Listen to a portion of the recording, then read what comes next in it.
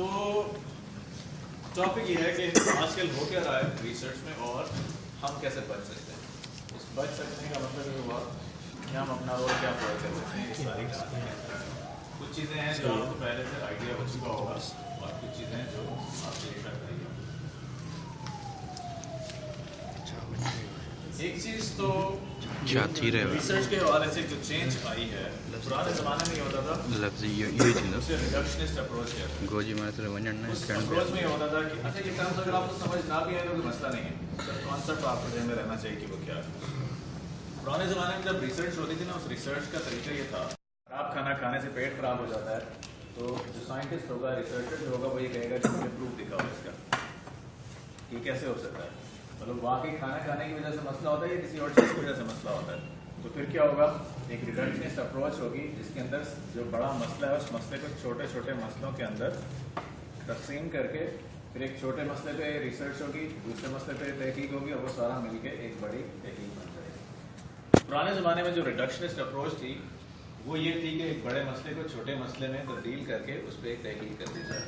پھر آہستہ آہستہ لوگوں کو اندازہ ہوا کہ یہ طریقہ کوئی اچھا نہیں ہے. اچھا اس لیے نہیں ہے کہ جب ہم مسئلے کو چھوٹے مسائل میں تقسیم کرتے ہیں تو ہمیں وہ بڑی پکچر جو ہے وہ ختم ہو جاتی ہے. اس کا حل انہوں نے یہ نکالا کہ ہونا یہ چاہیے کہ وہ جو چھوٹا مسئلہ ہے اس کو کسی دوسری چیز کے ساتھ اس کا تعلق بنا دینا چاہیے. انٹر ڈسپلنری ریسرچ یہ تھی کہ اگر آپ کھانے پہ تحقیق کرنا چاہ رہے ہیں تو کھانے کا تعلق بایولوجی, کیمسٹری اور فزکس تینوں کے ساتھ ہونا چاہیے, صرف بایولوجی کے ساتھ یا حیاتیات کے ساتھ نہیں ہونا چاہیے. پھر اس میں بھی کچھ عرصہ تحقیق کرنے کے بعد لوگوں کو اندازہ ہوا کہ یہ بھی کافی نہیں ہے. ایک ملٹی ڈسپلنری کام ہونا چاہیے جس میں آپ ایک بندہ فزکس کا لیں, ایک فزیو تھراپسٹ ہونا چاہیے آپ کے پاس جو کھلاڑیوں کے پاس ہوتے ہیں, ایک آپ کے پاس کیمیا کا ماہر ہونا چاہیے, حیاتیات کا ہونا چاہیے, طبیعت کا ہونا چاہیے, اور یہ سب مل کے ریسرچ کریں گے تو وہ ایک اچھی ریسرچ ہوگی جسے انہوں نے ملٹی ڈسپلنری ریسرچ کہا. اب جو لیٹسٹ ریسرچ جو ٹرینڈ چل رہا ہے وہ یہ چل رہا ہے, اس میں بھی کچھ مسائل تھے, اور جو مسائل تھے وہ یہی کہ جب آپ ایک چھوٹے مسئلے پہ ایک ریسرچ کر رہے ہوتے ہیں تو آپ کے پاس وہ بڑی پکچر جو ہے وہ مس ہو جاتی ہے.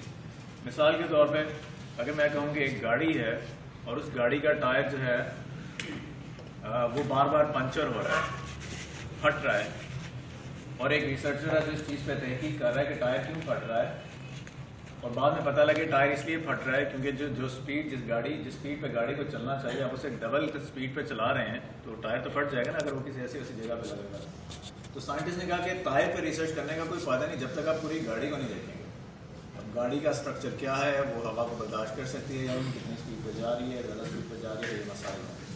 وہاں سے ایک جو اپروچ آج کل چل رہی ہے وہ ہالسٹک اور یونیورسل اپروچ چل رہی ہے کہ آپ مسئلے کو ایک بڑے پرسپیکٹو میں دیکھیں تو پھر آپ کو سمجھ آئے گی, ادروائز آپ کو سمجھ نہیں آئے گی.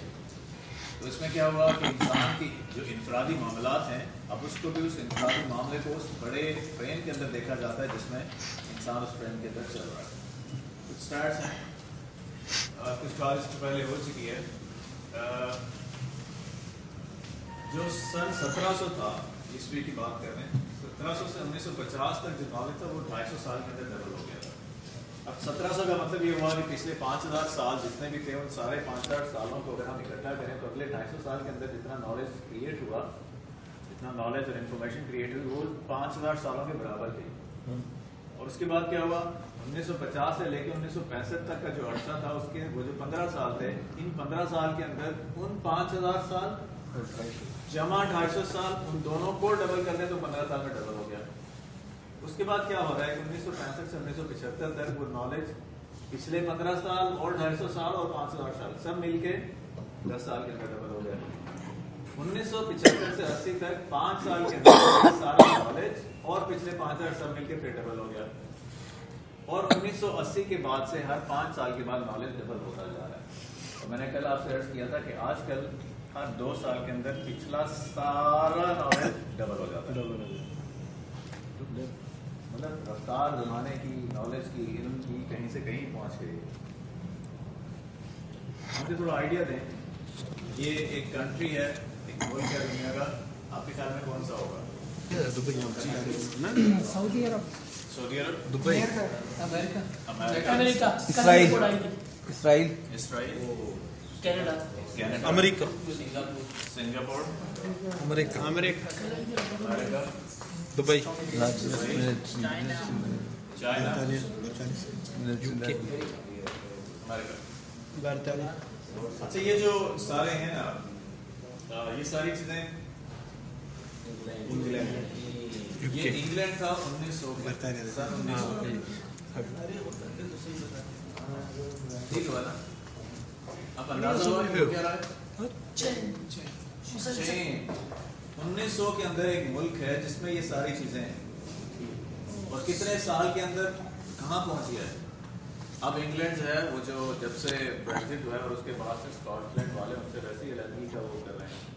اور آپ سوچیں کہ ایک زمانہ تھا جہاں کہہ رہے تھے کہ سلطنت برطانیہ پہ سورج کا بھی غروب نہیں ہوتا, اور اب کہاں پہنچ گیا وہ, اب اتنا مناسب رہ گیا وہ, سورج غروب طلوع نہیں ہوتا. اب سورج طلوع پتہ نہیں ہوتا بھی ہے نہیں ہوتا. ٹھیک ہے, اس سے دو موسم ہوتے ہیں, ایک سردی ایک سخت سردی. ایسے ہی ہے. تو اس سے آپ کو کیا نظر آ رہا ہے دنیا میں کیا ہونے جا رہا ہے؟ تبدیلی کیسے؟ اس میں آپ کو کوئی مسئلہ نظر آ رہا ہے یا اس میں آپ کو کوئی موقع نظر آ رہا ہے؟ ابھی یہ اپرچونٹی ہے یا ایک تھریٹ ہے؟ تھریٹ بھی ہے ایک حساب سے اپرچونٹی. کیسے؟ دیکھیں اب آپ سوچنے کی بات یہ ہے کہ یہ ملک 1900 میں تھا اور اب یہ ہے, اس کا مطلب یہ ہوا کہ وہ ملک جو آج کل اس طرح کا ہوگا اگلے 50 سال میں کہاں ہوگا اور آگے ہوگا نہیں ہوگا, ہو سکتا ہے اور آگے ہو سکتا ہے کوئی اور ملک وہی نہیں. کوئی اور ملک ہو جائے. اب مجھے یہ بتائیں کہ ابھی جو ملک یہ والا ہے جس کو ہم یو ایس اے سمجھ لیتے ہیں, 50 سال کے اندر اگر وہ نہیں ہوگا تو کون ہوگا؟ چائنا. چائنا 50 سال تک شاید سپر پاور ہے, اس کے بعد کون ہوگا؟ پاکستان. ٹھیک ہے, جذباتی ہماری وہ رہنی چاہیے, اس کے ساتھ وہ توقعات بھی رہنی چاہیے, اور 20 سے نمبر کا ہے. ہاں سب کچھ وہ ٹھیک ہے, لیکن حقیقت میں بھی رہنا چاہیے نا. جاپان, چائنا کے بعد کیا ہوگا؟ ترکی بھی اچھا جا رہا ہے. جاپان پہ جاپان ہوگا, شمالی کوریا ہوگا, اور روس ہوگا. چلیں, چائنا کے بعد روس ہوگا, اور روس کے بعد کیا ہوگا؟ پھر واپس معذرت